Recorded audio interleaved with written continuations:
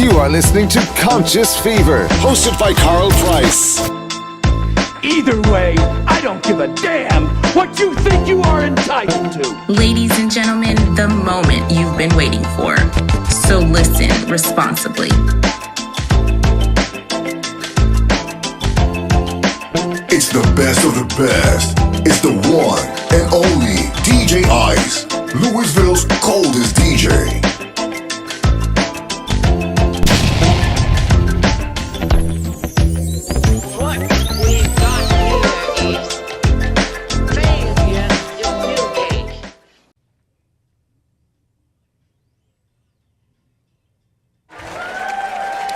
Hey, good evening.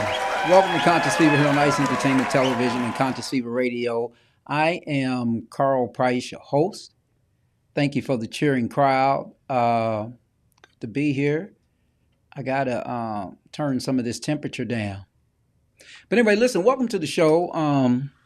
I've been gone for a few weeks, and there's a reason for that. The reason was that I had...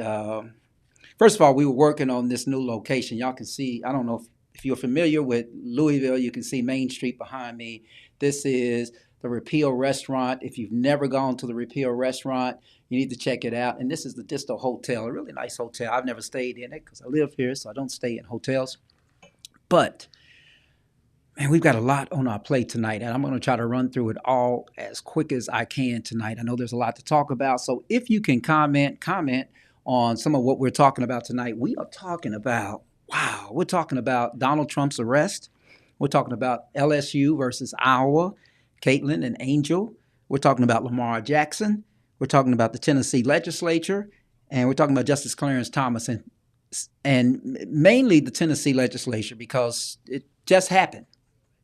So I'm going to go through all of these. Just want to say welcome to the show. Please don't hesitate to comment because I want to make sure that these comments are working tonight. And if they are working, I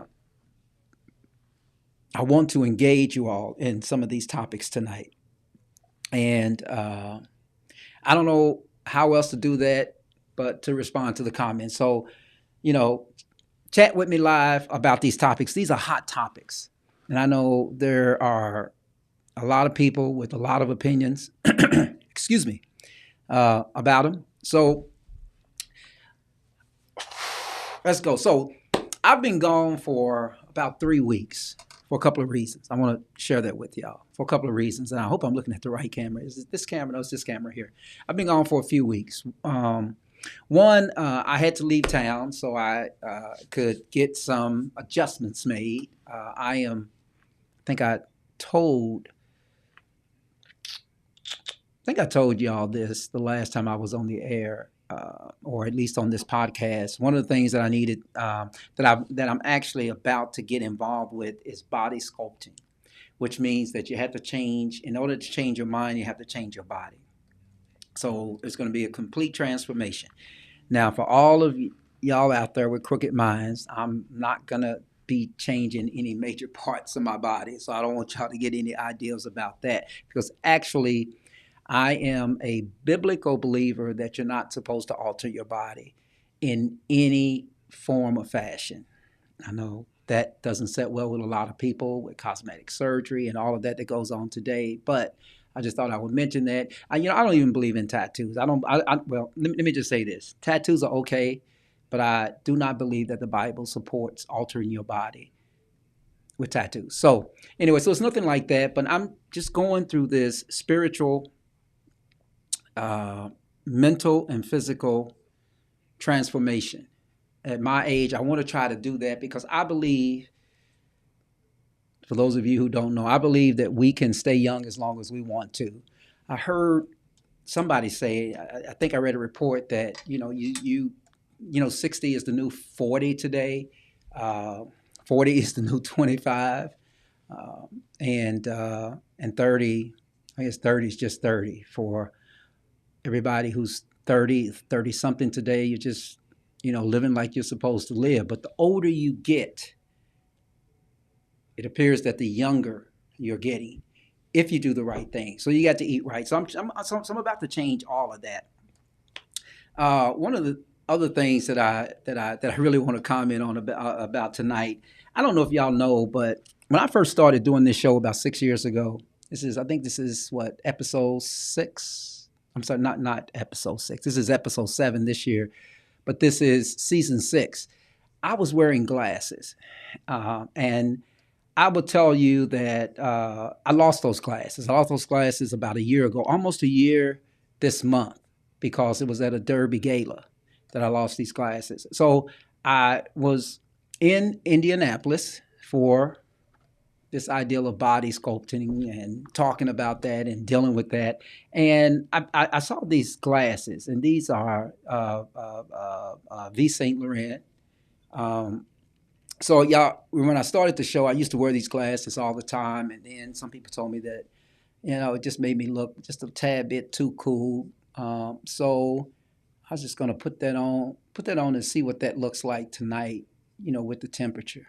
Turn the temperature down. Anyway, so I got my glasses back, but they have this thing on them, and I don't know why anybody would want to have some sunglasses with a big label or big brand on the side of it. But in any case, I have it.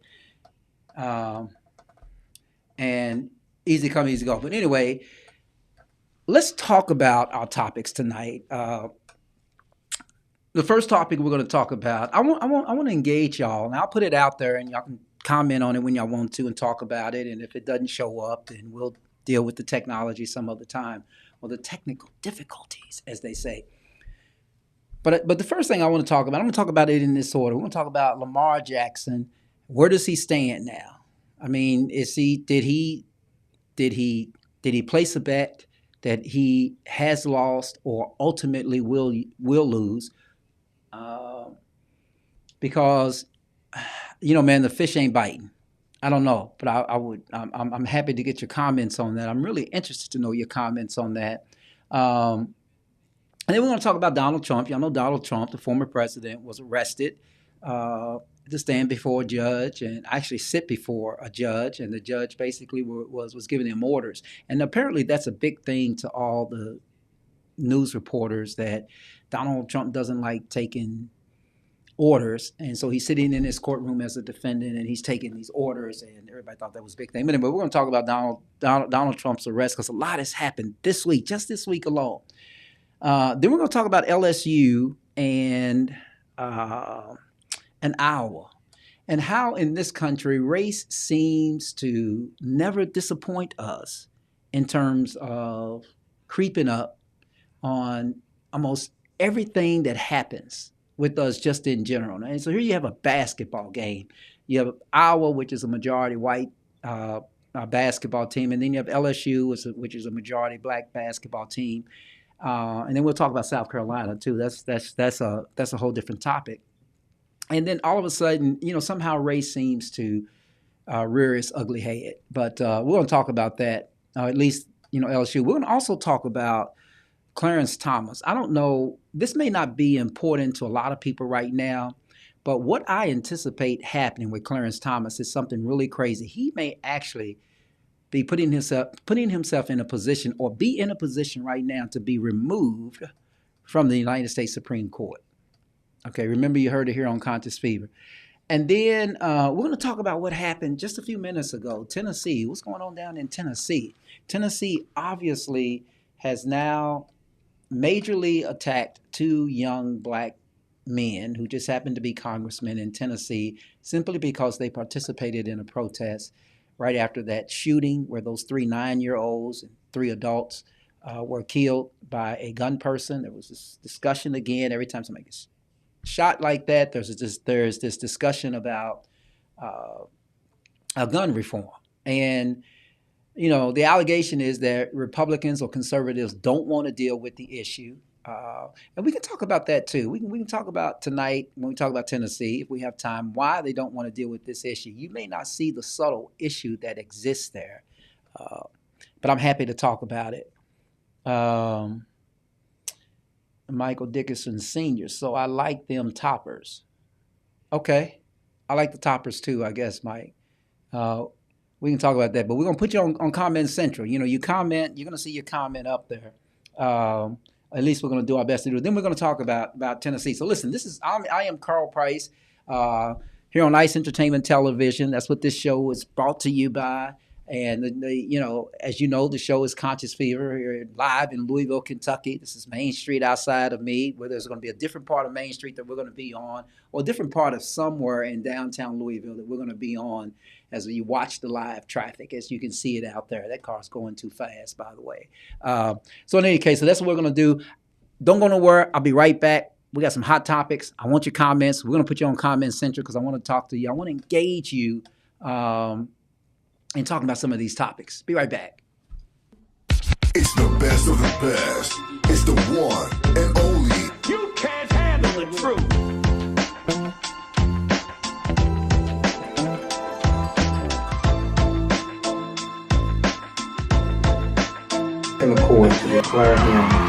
You are listening to Conscious Fever, hosted by Carl Price. Now check it out.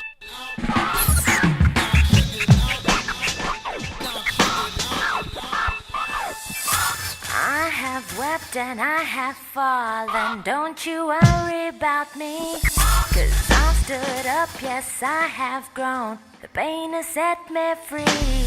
And like a broken record in my head. Welcome back to Conscious Fever, hosted by Carl Price.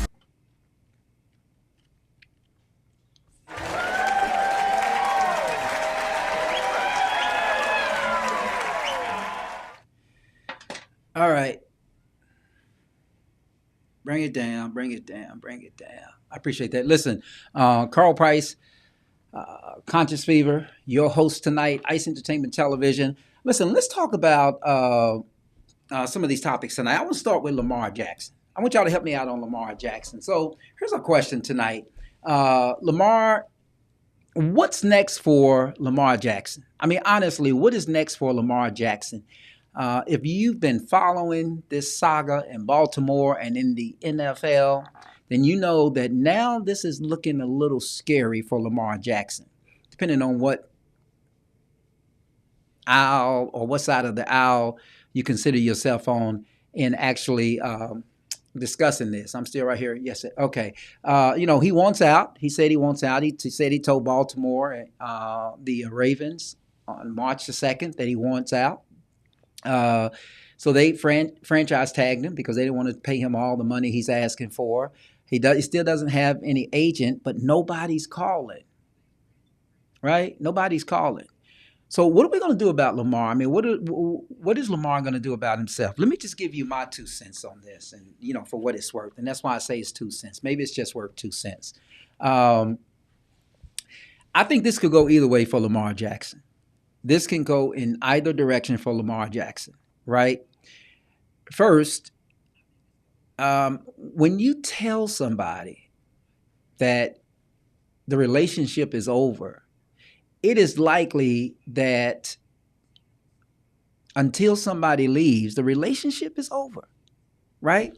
So I would tell you this, that if Lamar is certain that he doesn't want to be with the Ravens, I'm not sure why the Ravens actually want to keep him there, right? And the interesting thing, yesterday there was a report, I think it was the Ravens GM, but somebody in the front office from the Baltimore Ravens said that they are looking to draft, guess what? In round 1, a quarterback. So Lamar wants out. This is going to be an interesting season because how do you get 100% from somebody who said that they want out? How do you do that? But before I go any further, let me just switch to Comment Central here. First of all, Michael Dickerson, I know what you were talking about. You said, so I like them toppers. I know what you're talking about. My bad. I mentioned LSU and you mentioned the toppers. No big deal. You can be with Western Kentucky all you want. Great school, great athletes, and great town, Bowling Green, Kentucky. Yes, Debbie. Hi, and thank you for welcoming me back. I am back here for the long haul. Hopefully I'm back here for the long haul. We'll see. A lot of times technology dictates where you're going to go. So anyway, we are talking about Lamar Jackson. Okay, so Lamar said he wants out.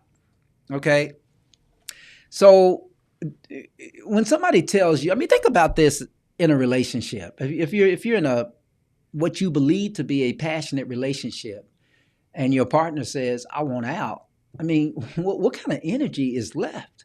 Right? Lamar has said on March 2nd, "I want out." The Ravens have said, "We are going to draft a quarterback in the first round." And they have tagged him with the franchise tag, which means that he's guaranteed, some $32 million, literally 1/5 or 1/6, not even 1/5 of what he was asking for, almost 1/5 of what he was asking for. So it's interesting.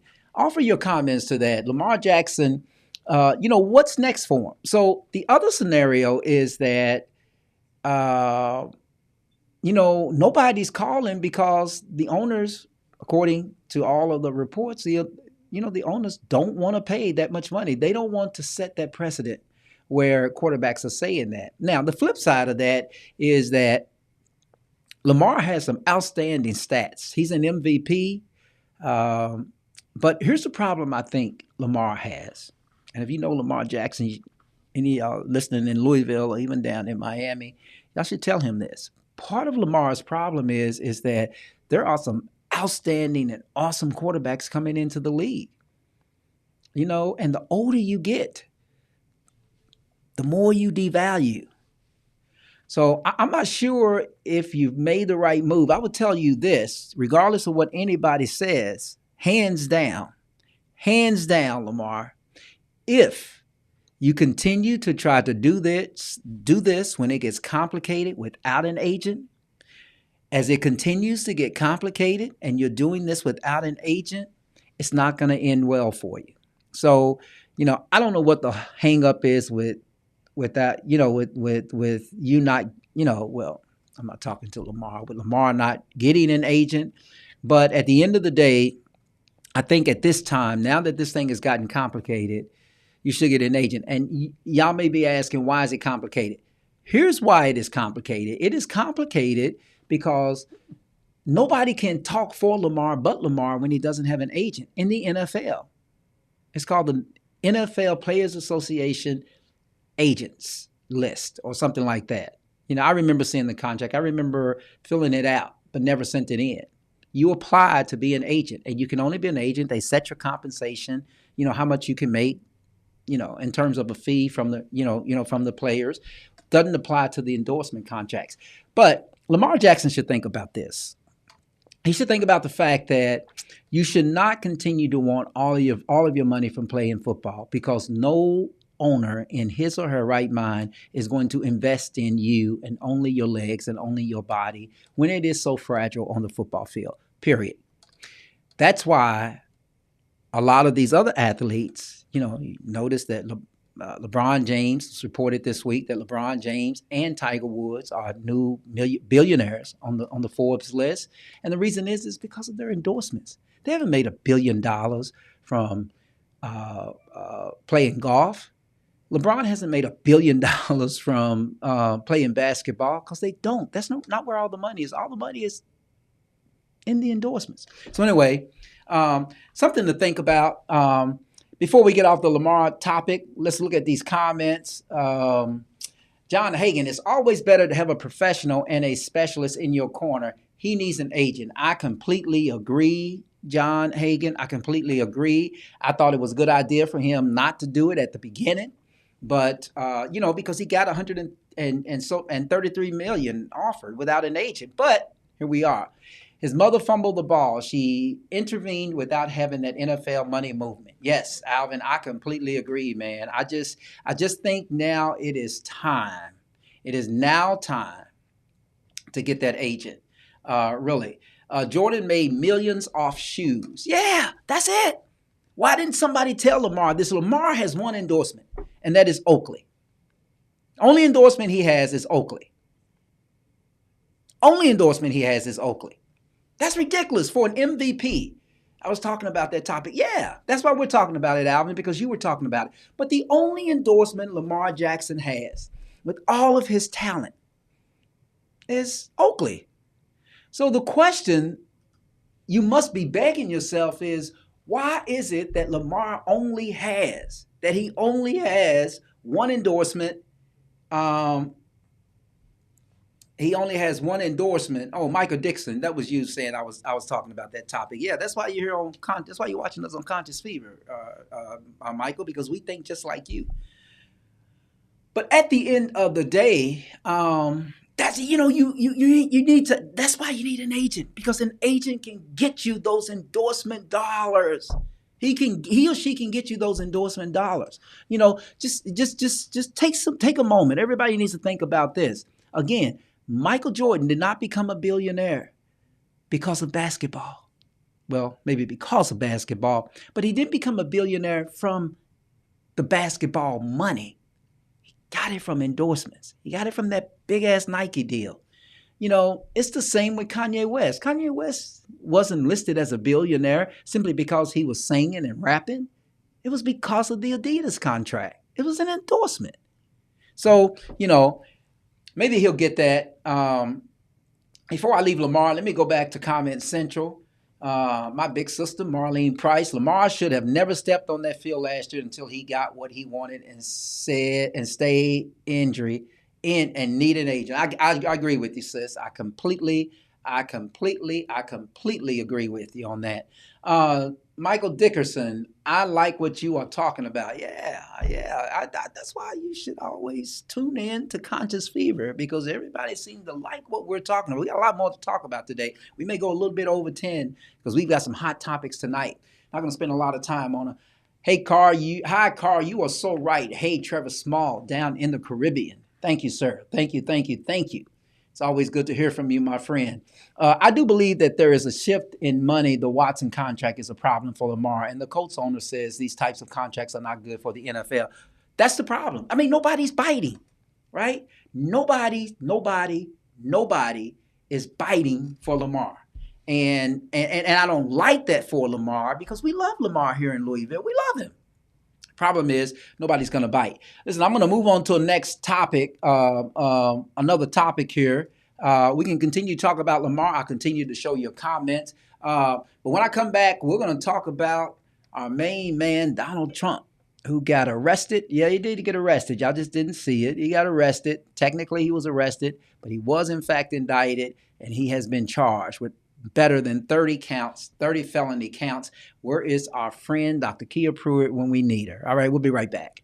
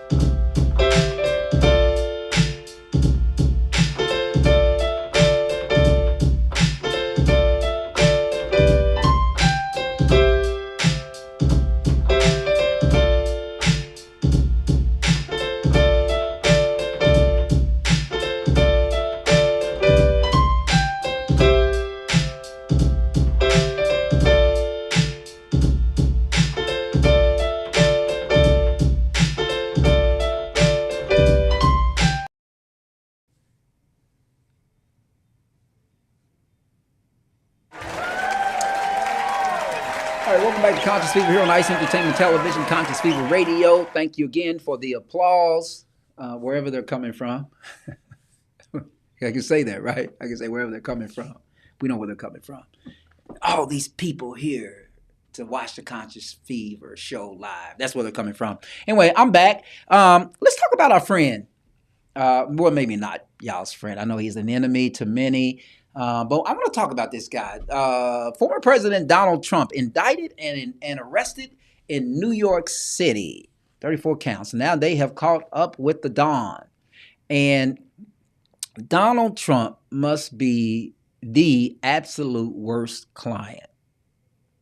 As you know, earlier this week in New York, he was brought to the courthouse, summoned to come to the courthouse to answer to a plea of guilty or not guilty, which he pled not guilty. to 34 counts, I think.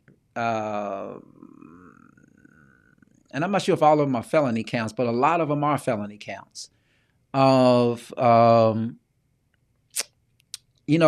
violating New York law. Now, some say that this is nothing to be all up in arms about, but listen, let me tell y'all something. I don't care if you get indicted for jaywalking. It's an indictment. And if jaywalking carries jail time, you should be concerned. And we already know that Donald Trump cannot hire the best lawyers. All the lawyers that he hire are skillful, but they seem to get disbarred.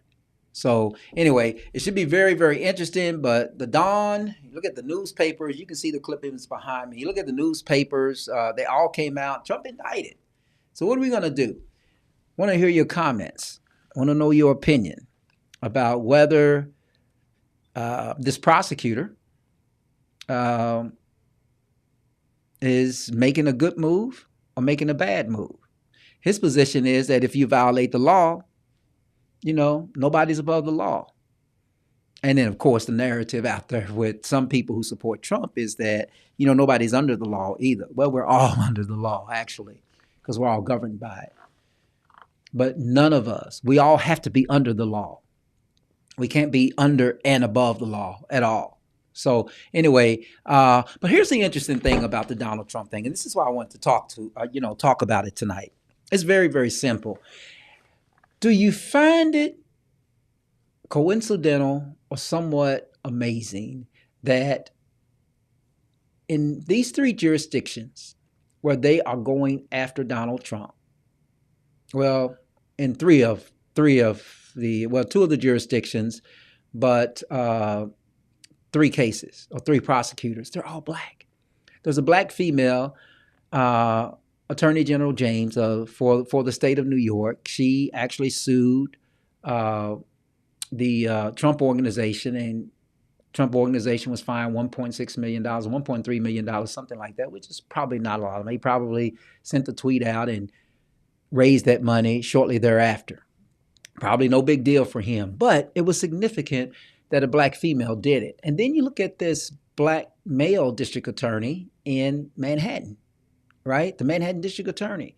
He is the one that's bringing the charges. Down in Georgia, the young lady, I always say young lady. They somebody tell me I shouldn't say young lady. But anyway, the astute and highly talented DA down in Georgia has impaneled a grand jury to investigate Donald Trump, and the anticipation is that he will be charged with felony crimes. So anyway, there we have it. I mean, Donald Trump is now in hot water, and I know the Manhattan indictment, if he's convicted, may not keep him from running for office.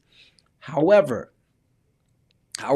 some of the other indictments can. And when let me just tell y'all this as a lawyer, when you hear the rhetoric that, well, it won't stop him from running for president. Yeah, it won't stop him from running for president, but it may stop him from serving as president, because if you get jail time, you can't serve president. You got to serve jail time in that jurisdiction.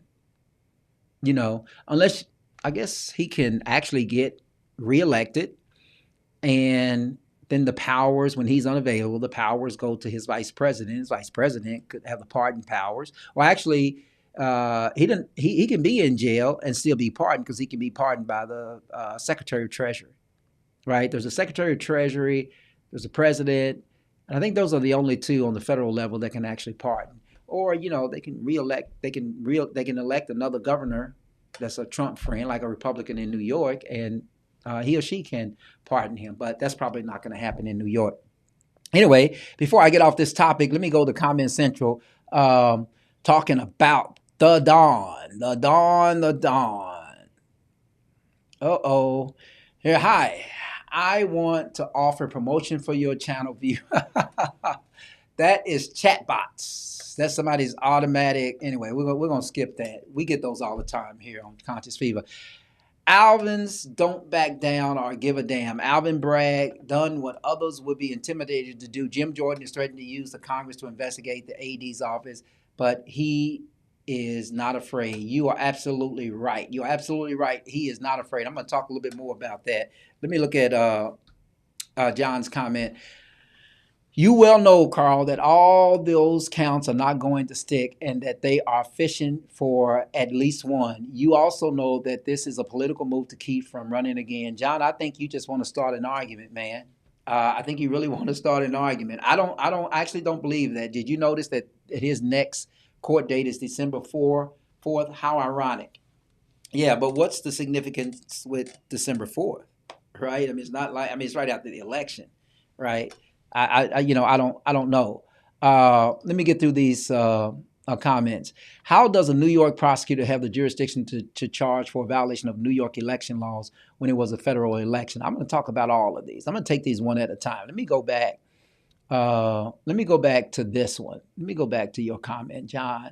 So let's talk about this, John. Let's talk about whether I believe that the charges will stick. Let me just tell you this. Let me just be quite candid with you about this. I have actually read the indictment. I have read the indictment, and to just keep it 100 with you, I believe the charges will stick. I think if you look at if you believe the rhetoric and believe all the stuff that you hear out here from the conservative end, then nobody believes that the charges will stick. Everybody believes that they're a witch hunt and all of that. I don't think that's the case. Let me tell you a little bit about the history of the Manhattan District Attorney's Office. The Manhattan District Attorney's Office, well, first of all, let me just back up and tell you this. Alvin Bragg, the DA who has brought these charges, a few years ago when he was in that office or something like that, he actually encouraged, when prosecutors in that office wanted to bring charges, he discouraged them from actually bringing the charges. He said there's not enough evidence. So I don't think this is a witch hunt. I think this is a prosecutor who is serious about charging and serious about his job.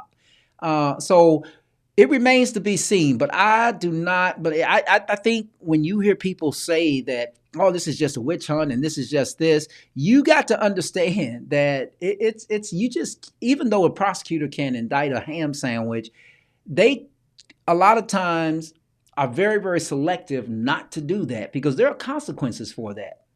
There are actually ethical consequences for it. So just to give you my opinion, I believe that the charges will stick. I'm not convinced that they actually won't stick. And again, I don't know anything about December 4th. John Hagan, let me deal with this comment. How does a New York prosecutor have the jurisdiction to charge a violation of New York election laws when it was a federal election? Okay, John, I think you're drinking the Kool-Aid, my friend. I know a lot of times you're very honest about your comments and what you talk about, but let me tell you, I think you're drinking the Kool-Aid.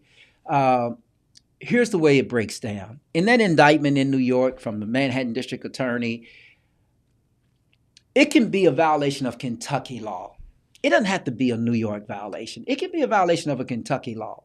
So long as you falsified business records to get an advantage, to avoid complying with the law.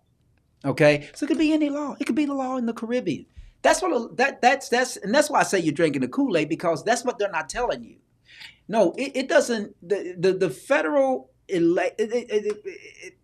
it's just a smokescreen, man. All this stuff about the federal election laws and all, it's just a smokescreen. It's all of that stuff coming from the House of Representatives and those committees in Washington. Now, that's my opinion. I would tell you my professional opinion is that I think the indictment is on point. I don't think that he's outside his jurisdiction in what he's doing. Here we go, John. Yeah, President Clinton has sex in the White House and didn't go to jail. Go figure. Come on, John. You gonna make me say something. You think a man should really go to jail for getting head? I'm gonna get in trouble for that. I know, but I'm gonna leave that alone. No Kool-Aid and honest question. No, John. I know that was an honest question, and that's why I gave you that honest answer, man. It's not, honestly, if you look at it on its face, the New York law actually allows you to charge, for instance, me with falsifying business records, which would otherwise violate some law. And they prefer that the law be within the jurisdiction of New York. Now you understand that you can violate the law, a law here in Kentucky, and it may not be charged by state prosecutors because it's federal jurisdiction. But just because it was an election law, that's really of no consequence. And you guys will see that as the thing, and as this thing plays itself out. Anyway, I want to talk about LSU. Caitlin, what's her name? Caitlin. Damn, I'm forgetting her name. What's her name? Anyway, Caitlin and Angel Reese. Don't go nowhere. We're still talking here on Conscious Fever. I don't want them, no, get them all off me. Say that for L, she a cause, you see. 4 cars deep, we'll come through on a late night. Chicken spot, wings and fries, we call that a day night. Lights on, so out, I don't have no stage fright. Knew that I was built for this forever, ever, ever. You are listening to Conscious Fever, hosted by Carl Price. We ride Benz, 10 times 10, all my friends, this for real.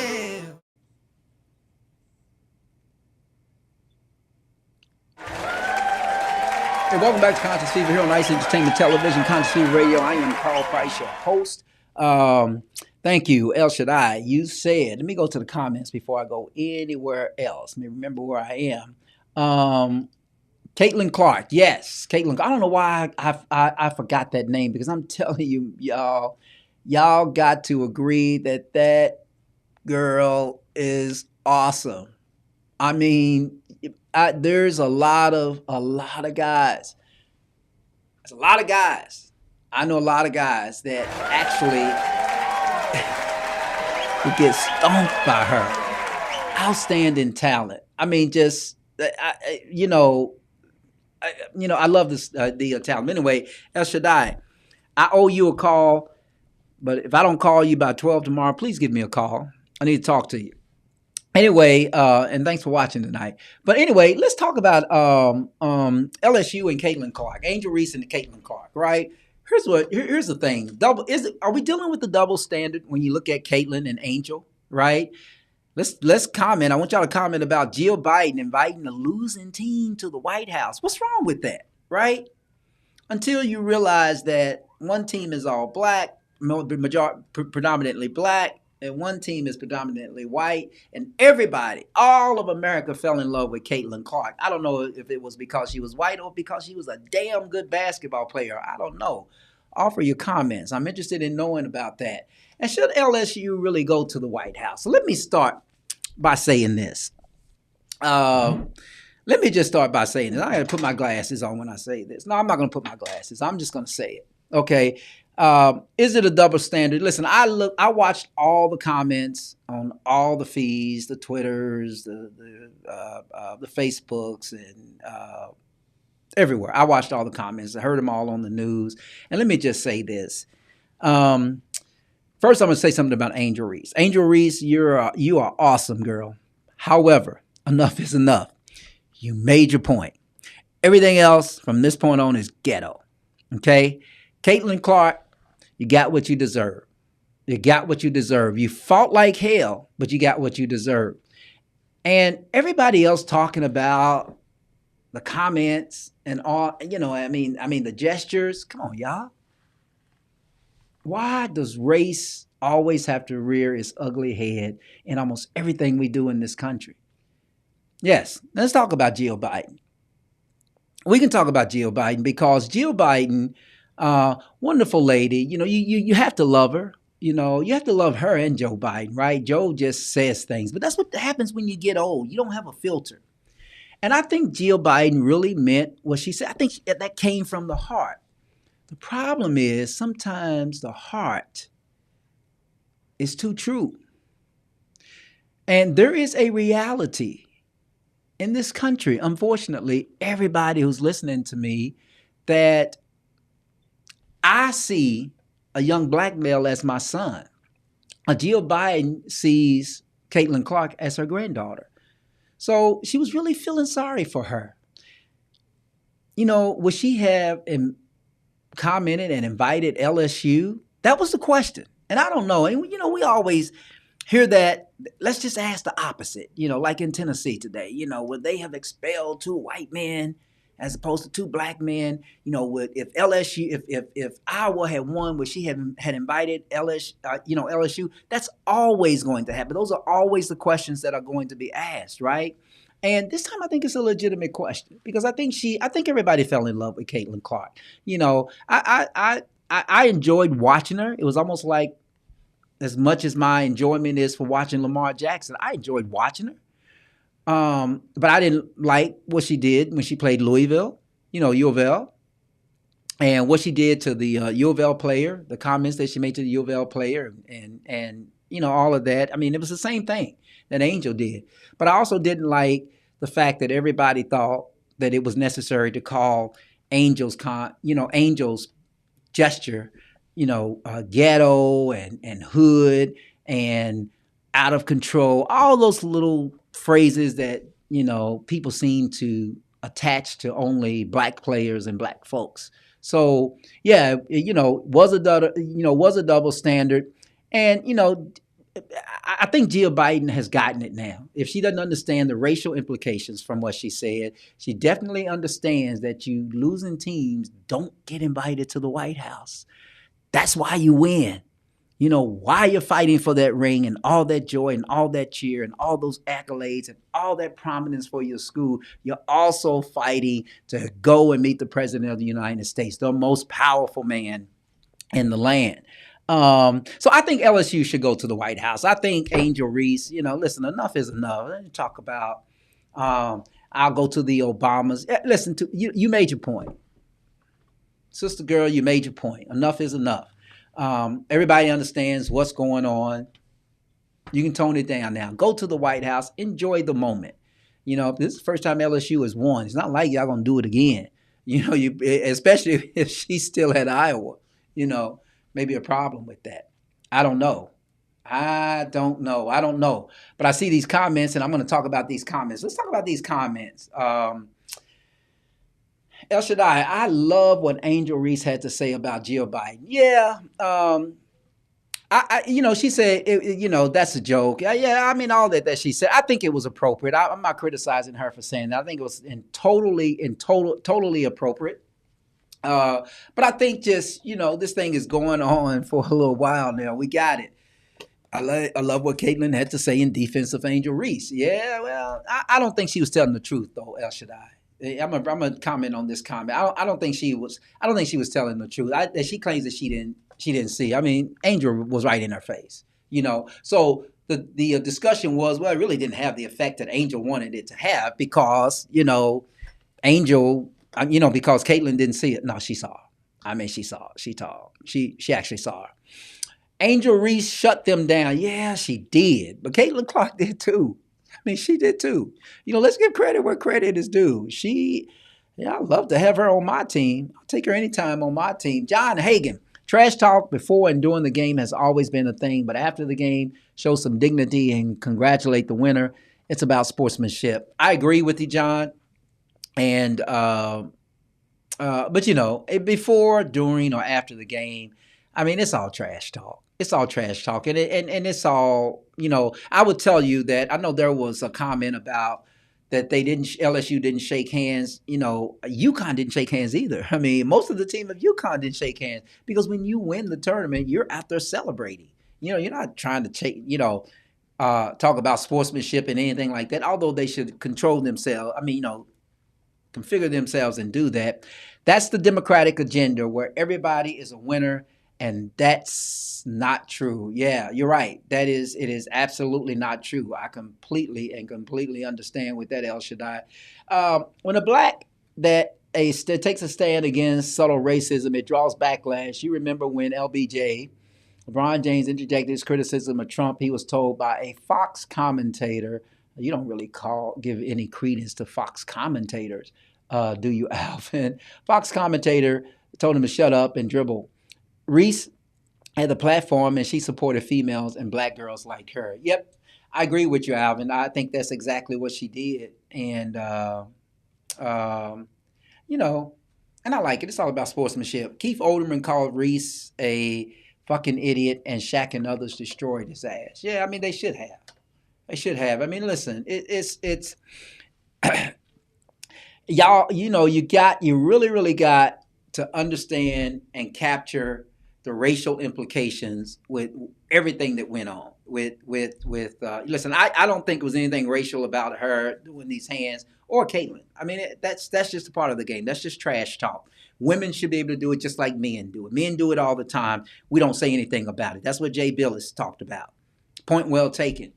But you have to understand the racial curve with Jill Biden, and I know for some people it's hard to understand, but there is one there, and just take some time and actually think about it, and something else real quick. Let's talk about this guy behind me. This guy here.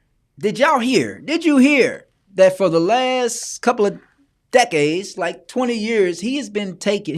First of all, that's Clarence Thomas. He is the unique justice of the United States Supreme Court. And for years, he has been hanging out, smoking cigars, and chilling with Republican donors that actually influence and support cases that come before the United States Supreme Court. So let me say this on this. Let me say this on this. I think Clarence Thomas's time is up. He's either going to retire or he's going to get removed. If the Republican Party loses any more senators to the Democrats, I can almost guarantee you heard it first here on Conscious Fever, he is going to be impeached from the United States Supreme Court. And I say that because there is absolutely no way that you can justify first of all, everything that his wife did was just abominable, right? And he's sitting there hearing those cases. And then he makes the comment after Roe v. Wade was overturned. Roe v. Wade was overturned. And now this, he's actually flying in these people's jets, and they have cases of interest that come before the United States Supreme Court. And for some reason, he doesn't see anything wrong with that. I don't know what kind of Kool-Aid or chocolate milk that he is drinking, but I can tell you it's there. I agree with you that racism is a difficult emotion to remove from a society built on racism. Okay, Alvin, I'm going to let you marinate on that one. My friend, I'm going to let you marinate on that one. But anyway, let's talk about this. Let's talk about what happened just a few minutes ago. I don't know if y'all have been following this, but Tennessee Republicans, they have a supermajority down there in Tennessee, just like we have here in Kentucky, a supermajority in the of Republican legislatures in Congress. But they expelled 2 young black congressmen because they did their jobs. Wow, 1866 again. And let me tell you what I'm talking about, just so we're all on the same page, okay? I want y'all to understand what I'm talking about. So if y'all have not heard, there were 2 young black men. One was elected from Memphis, from the area of Memphis, Tennessee. The other one was elected from the legislative district in Nashville to be representatives. I don't think they're senators. I think they're representatives in the Tennessee House. And the Tennessee House of House of Representatives is controlled. They have a super majority. Justice Jones is one of them. Thank you, Alvin.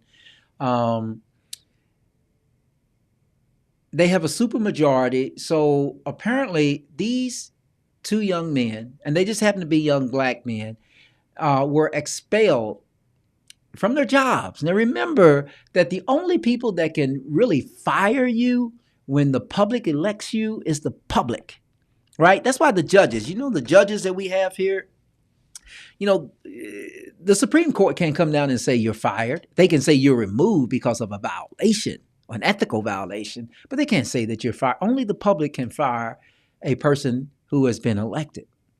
So the Republican Party has taken this crazy position of getting rid of expelling these 2 legislators. Now, here's what's going to happen. They're going to go back. They're all fired up. They're going to go back. One's going to go back to Nashville. The other one's going to go back to Memphis, and they're going to be reelected as congressmen there. So really what the Tennessee Republican Party did today in voting to expel those two men, all they did was just cost Tennessee taxpayers a lot of money, right? Because now there has to be a special election and all this stuff has to happen all over again. And they're going to be right back.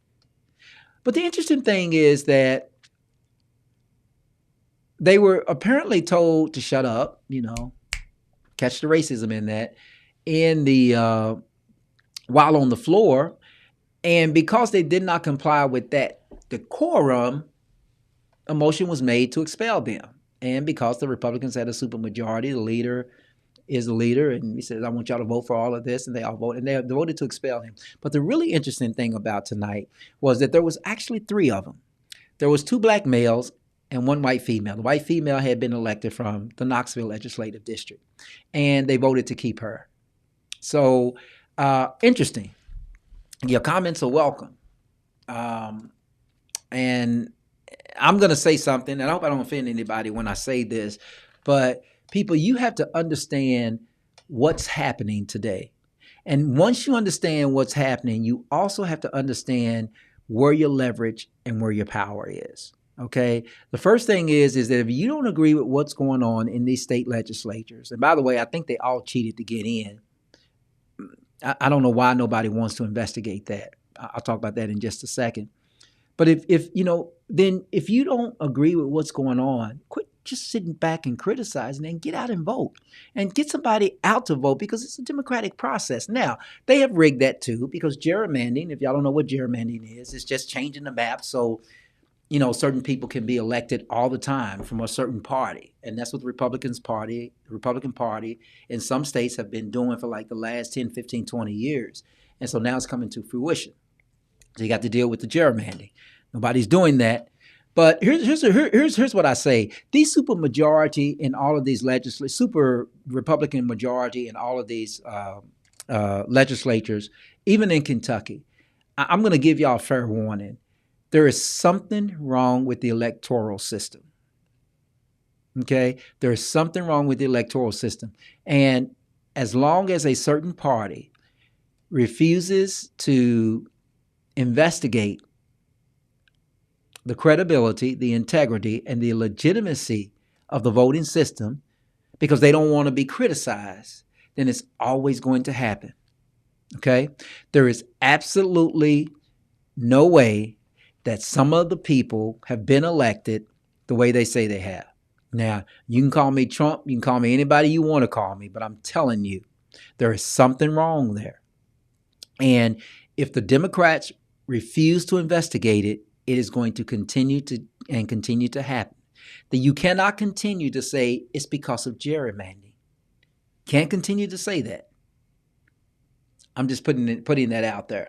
Anyway, yes, Alvin, his name is Justice Jones. But anyway, y'all, I just wanted to bring that up because let me tell y'all, if y'all haven't heard about this, I know this is fresh off the press. If y'all haven't heard about this, you really want to read up on this. And it really should concern you. I know we're in Kentucky, not in Tennessee, but it really should concern you. It should concern you when there is a supermajority of in any legislature in any state. It really should concern you. And the reason it should concern you because then only part of the people are there for part of the people in the state. And every legislature, no matter what, whether you're a donkey or whether you're an elephant or whether you're in somewhere in between, you're there for the people, right? You're not just there for one partisan group. So, people, we just have to vote. We have to remember that this is what we have to do, to change this chaos, if you believe it's chaos. Some people may not believe it's chaos. Some people believe that Donald Trump's arrest is chaos. I don't. Okay? Some people believe that there's nothing chaotic about having a supermajority Republican or conservative or even a Democratic a legislature. And just, let me be fair.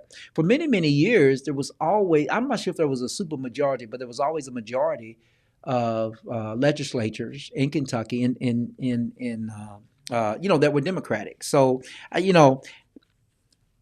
don't know if we're just dealing with the reverse. I don't know. But at the end of the day, it's really scary. So if you haven't heard what's going on in Tennessee, I implore you, please, please, please take a moment and see what they're doing down there. It was just blatant in the face of it all that you have 3 people up to be expelled. One's a white female, 2 of young black males, right? And what happened? They chose both. They voted out the 2 young black males and kept the white female. But also troubling is that this conservative body went after the 2 compromised historically groups in this country: African Americans and females or women. So it's really interesting. It's interesting to talk about, but it's really scary. But here's what I would say to you: understand your power. Understand your power. Just think about this. I just want y'all to think about this just for a second. Think about this. A lot of the legislatures here in Kentucky, they love the University of Kentucky basketball, and they will jump off a high-rise building to their death for their love of University of Kentucky basketball.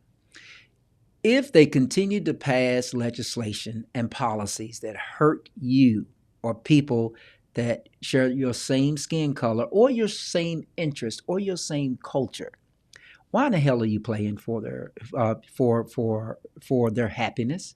Because when you go to the University of Kentucky and play basketball, you're just playing for their happiness, right? Trust me. If some of these black athletes says, listen, this thing is going to be fair, and it's only going to be fair, and if you don't make it fair, I'm not coming to your school, things will begin to change. How about not showing up for the Memphis Grizzlies game tonight? You know, all the black players. Most of your ticket holders are probably people who love what they're doing in the legislature. I'm just saying. Look at the University of Tennessee. Look at how many people travel with the university. Look at the stadium when they play football. Look at the people who are out on that field. So I'm just appealing to people like LeBron James and Tiger Woods, all the billionaires, you know, Jay-Z, all of them, Michael Jordan, all of y'all. What are y'all going to do about this? You know, if these athletes would just say, you know, I'm tired of making you happy, and all you do is sit behind closed doors or sit, you know, in your executive suits and do everything to make me sad, or people like me, or people I love, or people that I live with, or people that are my family.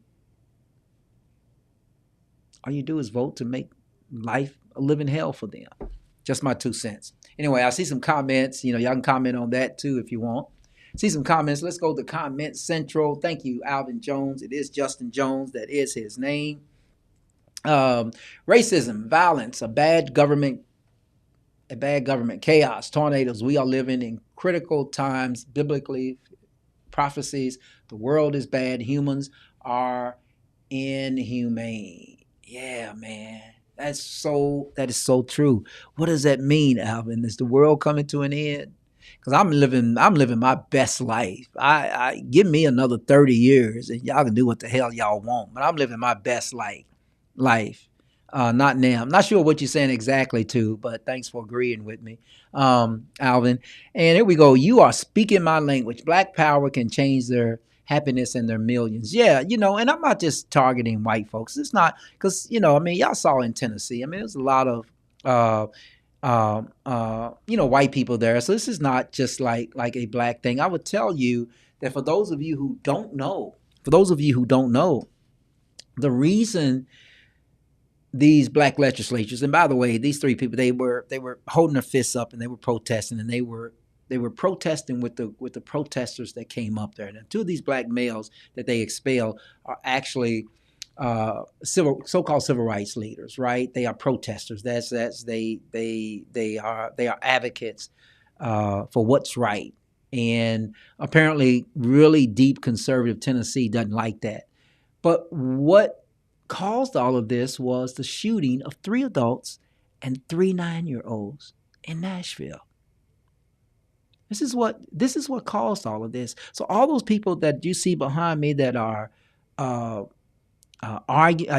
protesting, they're protesting because it seems that some people don't give a damn that we can continue to subject 9-year-olds to the risk of death Now, I know that we can talk about the NRA, we can talk about gun laws and different things like that, and we can have different opinions. But y'all know my position on the Second Amendment, right? I do not believe, I've said this on this show many, many times, many years ago. I do not believe that the way the Second Amendment is interpreted today is the proper interpretation. I do not believe that we have the right to nilly-willy bear arms like laws are giving us that right to do.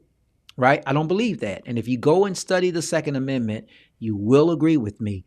Take off all of the bias that has developed over the years because of what you've heard and what people have told and you know, what people have told you. Take it all off. Take all of those layers off. And raw, bare, naked, study the Second Amendment. Look at all of the treatises around it. Look at what the framers of the Constitution, look at what they were talking about. Look at the discussion and the arguments for and against the Second Amendment. Now, let me just say this about the Second Amendment. You got to be careful when you're really, I said I wasn't going to cuss on this show, but when you're effing with the Second Amendment and the way it's been interpreted, you got to be careful. Because in Tennessee now, anybody can carry a gun. Anybody can carry a rifle. Now, I think the language in the new legislation is firearm, which means a rifle, which means an AR-15. Anybody. Understand that means anybody. What if all the people that the legislature in Tennessee thinking that they're trying to protect against, that those people that they are trying to target actually start carrying rifles and AR-15s when they go to the park? When they're just walking down the street. Oh, I'm going in the office today, so I'm just going to carry my gun on the side of my waist. And, I mean, you know, my rifle on my back like I'm in military. What if everybody start to do that? I mean, you know, this can backfire. What if you go to a basketball or football game and everybody has firearms? I mean, it makes no sense. Anyway, there's a misinterpretation of the Second Amendment. You heard it here over and over again. And anybody who wants to have that debate with me, I'm happy to have that debate. If you want to have that debate. I see some more comments. I'm going to take these comments and then try to do my best to get out of here, stay on time. Political stacking of the deck, gerrymandering, ballot harvesting, mail-in voting without requiring calls. All these open the door to compromise an election, and both sides are guilty. John, I completely agree with you. I kind of agree sometimes with the conservatives that say, you know, if you really want to vote, just come on out and vote. You know, I did. I don't know if I mailed in a ballot, but I early voted once. And you had to, and back then you had this special permission. That's because I was, that's when I was going through my chemotherapy and I really couldn't get around. So I wobbled in there and voted before election day. I can understand that, but all the other stuff, you know, I mean, the mail-in ballot, you know, I mean, that's just a sign of the times. You know, the problem is not really the mail-in ballots. The problem, more than anything, are the people who are handling these mail-in ballots. You know, if you're going to create a system or a process, you got to make sure that you put a system and a process in place to handle that system and process. So if you don't put the appropriate process with the appropriate integrity for mail-in voting, you know, you're going to always have some problems. But I believe the old way. I believe we all ought to go to the polls and do it. Sometimes we just can't do that. Sometimes we get too frail to do it. And sometimes over time, you know, you just get too old to do it. So you have to make those amends. The MAGA thought has influenced every sector of government in certain areas in the country, and it remains relevant in this country. Yes and no, Alvin. I'm going to share something with you. Let me share this with you just this way. People in our society live among a certain level of fear that you can never remove from them. So, you know, when you talk about the firearms and different things, like, I mean, people feel comfortable and protected with firearms. When I go out of this building, you know, I've got my firearm. You know, we just feel a certain level of comfort of having a firearm. So it's not really about the NRA and it's not about all the rhetoric you hear in support of the Second Amendment. It's about fear. It's about fear.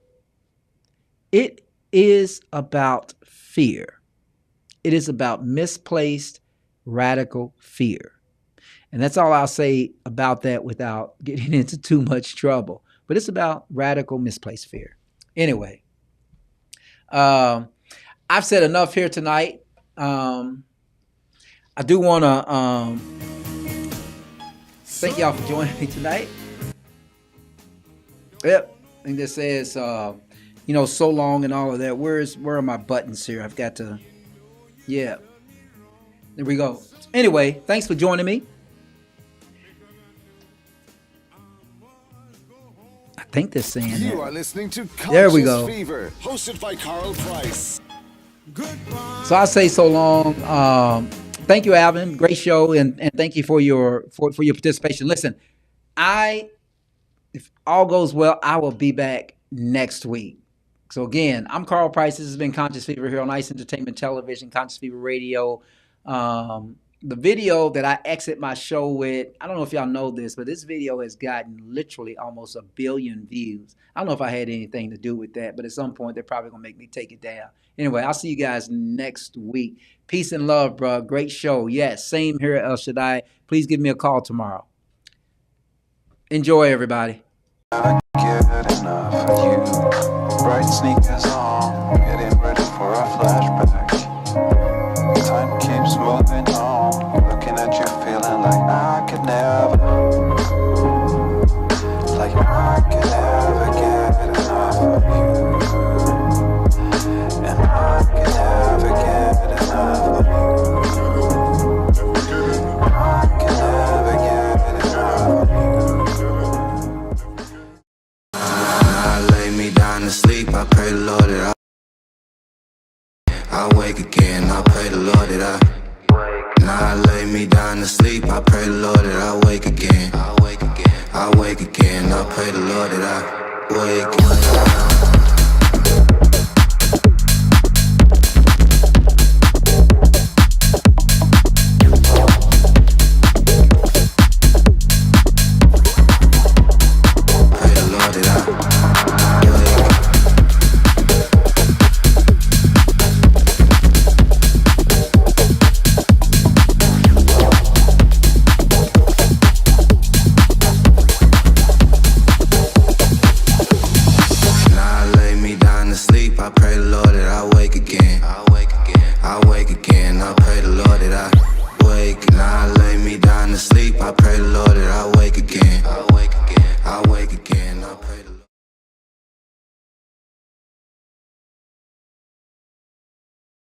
You are listening to Conscious Fever, hosted by Carl Price on 97thebeatfm.com. I was born by the river in a little tent.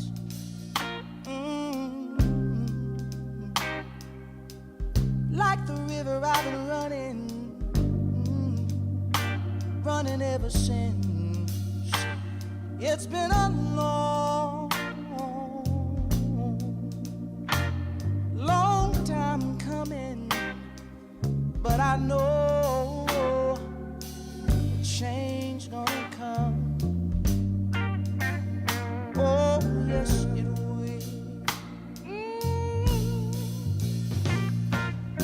It's been too hard living, but I'm afraid to die. 'Cause I don't know what's up there beyond the sky. It's been a long time coming, but I know a change gonna come.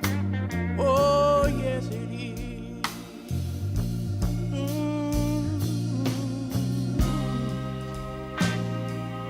Then I go to my brother,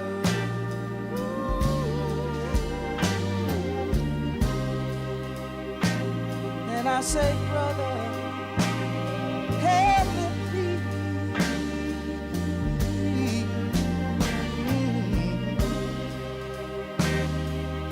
But he wind up